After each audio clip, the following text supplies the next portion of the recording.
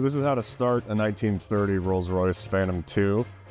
It's kind of like starting an airplane from what people have said in the comments. So it's pretty tricky, but not too difficult. So what you want to do, I already have it in the position you want it to be, but you want to change your idle and advance and retard down to all the way in the bottom. And then your carburation, you want to put that all the way to strong. Now, the important part is once the engine starts running, these go all the way back to the middle, each three of them. Now, a couple more things to do first. We have a magneto switch. You want to flip that on. And over here, we have your starting carburetor. Now, this is just to initially start the car, kind of gives the fuel pump an extra oomph. So flip that on. Now, like we talked about in the Ruxton video, the key doesn't turn the car on at all. That's just to lock these. So these are your headlights, and then right here, that's your fuel pump.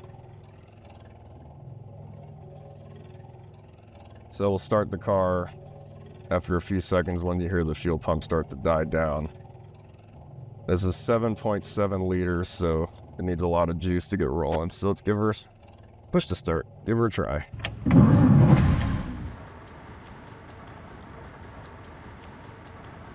So now she's running off the magneto. Batteries just to get her started. And here's your vents. So if you needed to start the car in a hurry, you could close them. Or if it's a really hot day, that's what opens the louvers in the front. Kind of like an airplane.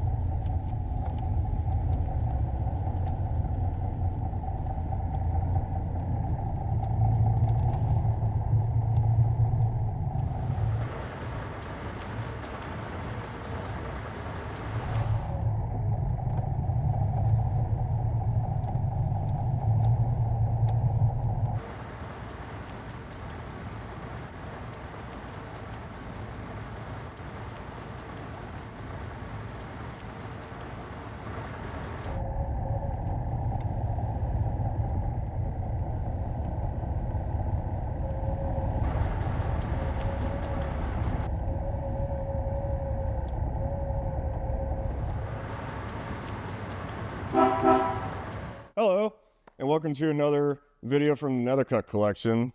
We're going to do another car review today. Right here is a beautiful car. This is a 1930 Rolls Royce Phantom II Brewster town car. Now, if this car looks familiar to you, you've probably seen it on Jay Leno's Garage, or if you're a fan of the Pebble Beach concourse, this is Best of Show winner 1992, and it was also the featured marquee car for the Pebble Beach 1995 show. This car has been out quite a lot. It has an amazing history that's tied right here to Southern California. So the nickname of this car, because all the cars in the Nethercutt Collection have some sort of a nickname, we call her Constance Bennett because that was the previous owner of the car. This is actually a rebodied car. So the original coachwork on it, not sure whatever happened to it, but Rolls-Royce decided to put a Brewster body on the car in 1936. So it was at the New York Auto Spa after it was owned by a man named Abram Fitkin, and it was resold. So Constance Bennett actually bought a used car. This car was $23,000 brand new, and Constance Bennett paid $17,000 for it. But when she took it to work to film old Hollywood movies, she actually would lease the car to the movie studios.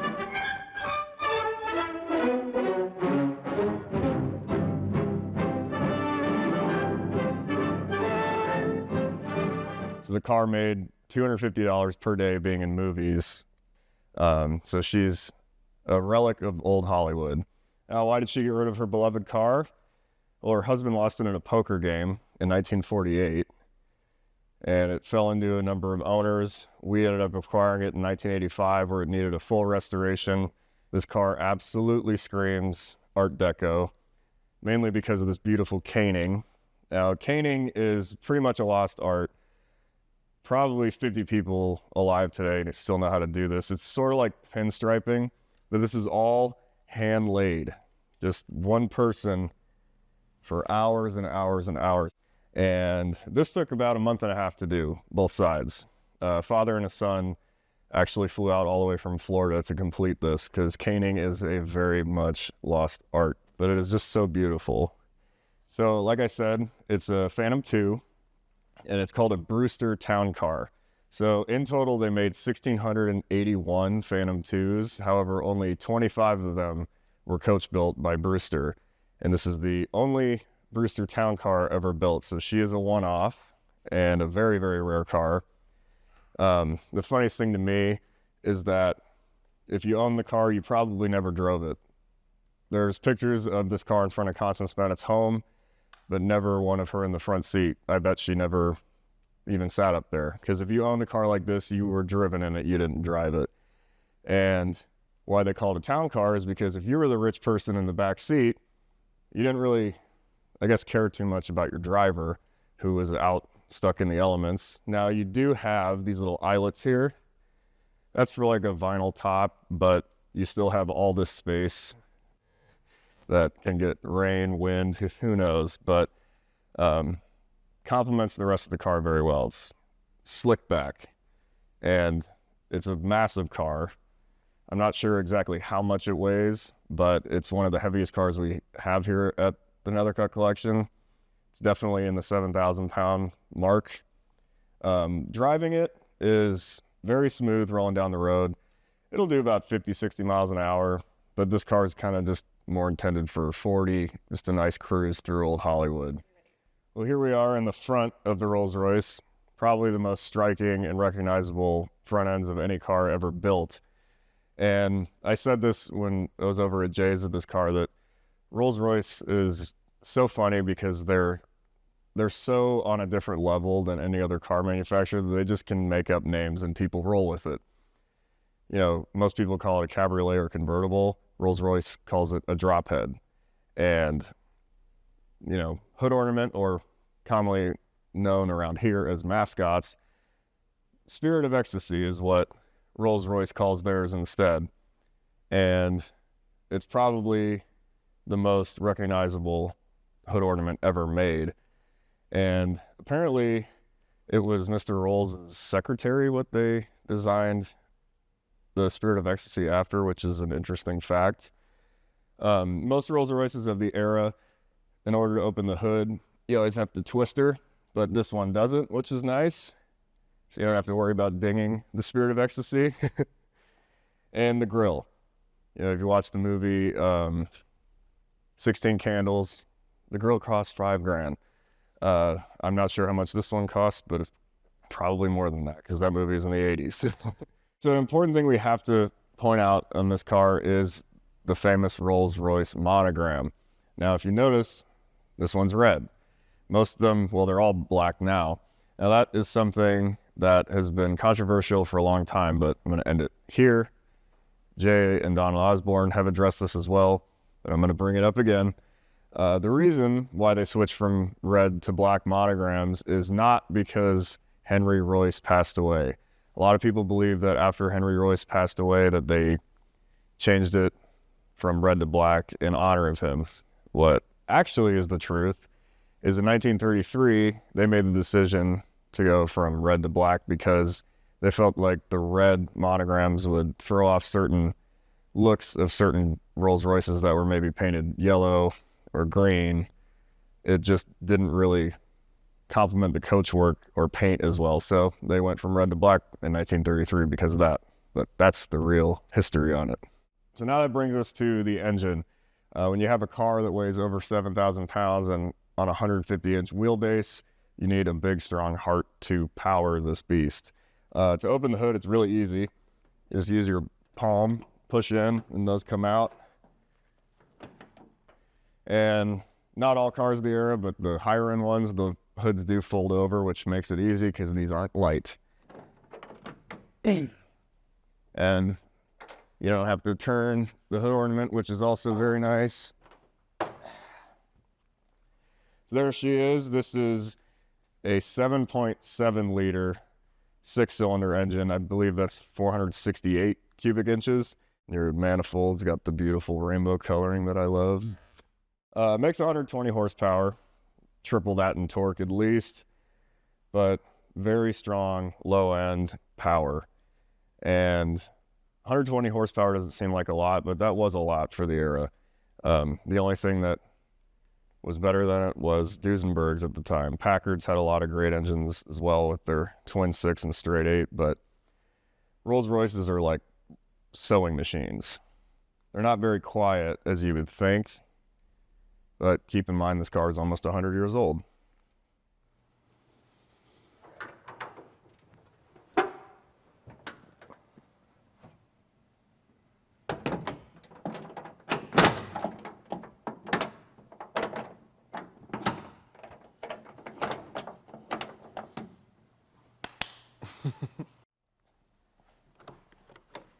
And moving on to the back.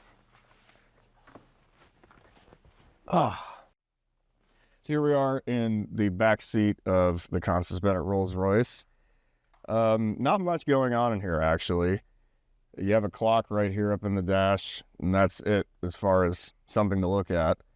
And a lot of gold fixtures in here. Usually gold doesn't, it looks tacky, but in this car it just works perfectly. You even have your little bolts up here that are gold. So this is where Constance Bennett would sit, or anyone in the movie industry. You have these little mirrors to your side, and these do illuminate, so you could fix your makeup, fix your hair. You can hold some perfume back here, cigarettes probably for the era, and just some dome lights on each side. But on the right side, there's a little button here on the armrest. So if you press that and talk into this speaker, that's how you would communicate to your driver to slow down, speed up, you made the wrong turn. Where to, Your Majesty? Never mind, keep driving. See, we got some perfume right here, a comb for your hair, and this is all original to the car. And the mirrors are a nice touch. And a curtain behind me for some privacy. Old Hollywood. Don't know if they had a paparazzi back then, but I wouldn't be surprised. The seats are extremely comfortable. There is absolutely a ton of legroom. I can't even kick this. And you have your footrests, and then your additional passenger seats as well that fold back out. And that's about it for the back seat. It's you could take a nap back here. It's very comfortable. Oh, I forget how these work actually.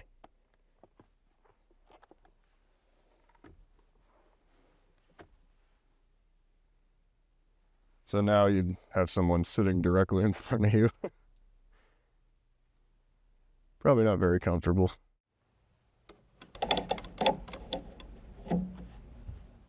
All right, so here we are at the rear of the Constance Bennett Rolls. We've put the privacy curtain down so you can see that. Not much here. Absolutely no luggage capacity. There is no trunk or boot.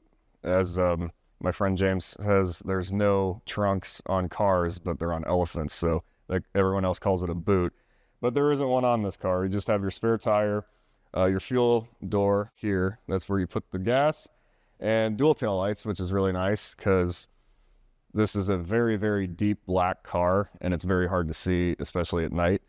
And although the lights on the taillights are not very bright, they do work. So, and no turn signals. Top light is stop. Well, it's basically your brake lights. Bottom right is your reverse lights, which is a very rare thing for cars of the era. And then you have your running light for nighttime. Now that is not a turn signal. Most cars didn't have turn signals back then, and if they did, they were actually called trafficators. So they were like these wings that would swing out on the sides of the car, which are honestly really cool. I would love for vehicles to go back to that. And we also have reverse lights, which that was not common for the era either. But this car was one of the finest automobiles you could ever buy in the entire world in 1930. And its elegance speaks for itself. Thank you so much for watching this video. If you like the content, give us a follow. We'll be hopefully bringing more videos like this to you soon. Also, if you want to learn more about the Nethercutt Collection and our cars and musical instruments, just check out our website, nethercuttcollection.org, or find us on social media. Thanks so much for watching.